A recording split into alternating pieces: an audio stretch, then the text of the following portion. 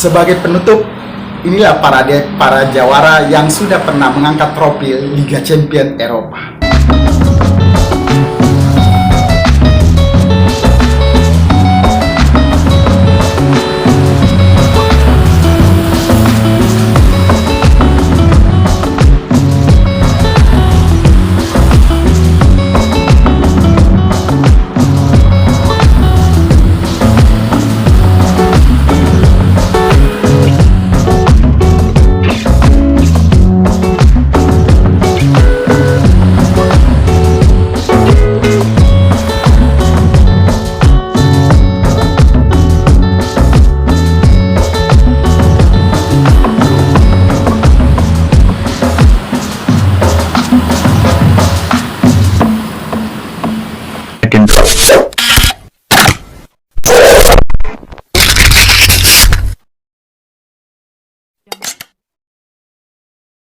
Tanggal 1 Juni tahun 2025 ini adalah puncak dari penyelenggaraan Liga Eropa musim 2024-2025. Pertandingan final akan digelar di Allianz Arena Stadium Munich, Jerman, dan mempertemukan dua tim tangguh mewakili Italia dan Prancis.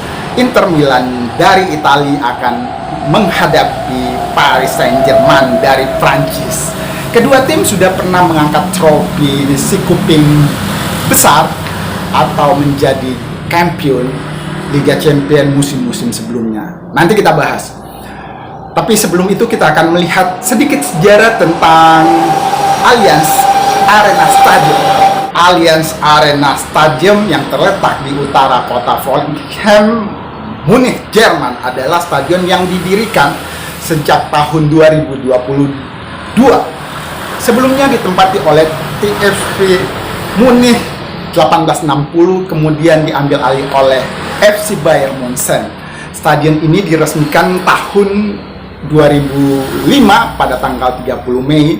Setahun setelahnya Jerman ditunjuk sebagai penyelenggara final Piala Dunia tahun 2026 dan Stadion Allianz Arena ini menjadi venue pertandingan di Piala Dunia 2006. Stadion ini juga menjadi saksi sejarah ketika Liga Champions di tahun 2012. Ketika itu Chelsea menjadi champion menghadapi Jerman juga yang kebetulan saat itu menjadi lawan di final. Chelsea memenangkan pertandingan dalam adu penalti menghadapi Bayern Munchen FC. Stadion ini berkapasitas 75.000 penonton dan pada pergelaran musik, pertunjukan dan melibatkan banyak massa, stadion itu begitu diandalkan karena stadion ini kalau kita masuk ke dalam, ya belum pernah kita masuk ke dalam, tapi sound system serta pencahayaan lampu juga begitu memukau para pengunjung. Dan nggak usah ditanya lagi, kita serasa menonton bioskop di sana. Demikian basa-basi singkat dari Stadion Allianz Arena. Oh iya, kenapa diberi nama Allianz Arena ya? Stadion ini waktu tahapan pembangunannya banyak didanai oleh sponsorship. Sponsorship itu adalah asuransi Allianz. Makanya nama dari stadion ini adalah Allianz Arena.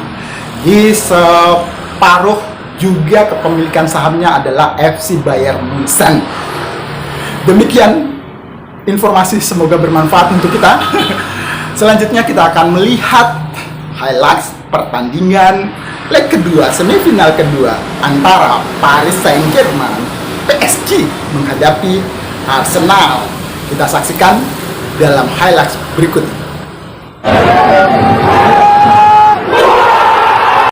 Qui ne cesse de chanter. On est à l'aube d'une nuit magique, à l'aube d'une nuit historique, à l'aube d'une nuit où naissent les demi-finales retour de la Ligue des Champions. Le PSG reçoit Arsenal sur Canal. Le Champions de la musique s'y met à résonner comme un cri d'amour des supporters du Paris Saint-Germain. Vous avez vu accolade entre Luis Enrique et Mikel Arteta et vous avez vu le visage des 11 combattants à qui est confié le destin du Paris Saint-Germain.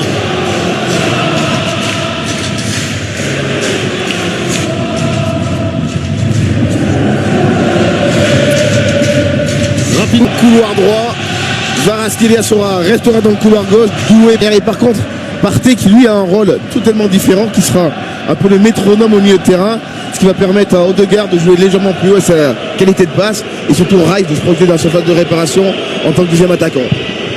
Le Paris Saint-Germain est qualifié alors on se parle pour la finale de la Ligue des Champions le 31 mai. Regardez l'image de Marquinhos. Sydney, la réunion avant le début du match, comme pour rappeler à quel point l'enjeu est important ce soir pour le Paris Saint-Germain qui est face à l'un des plus grands défis de son histoire récente. Oui, forcément, c'est un match hyper important pour les Parisiens. Donc, qui dit très important, dit préparation mentale peut-être un peu plus poussée. Et Marquinhos le sait, hein, c'est le joueur le plus expérimenté du côté parisien. Il rabote ses troupes en ce début de rencontre. Et lui, il les a vécues, toutes les déceptions,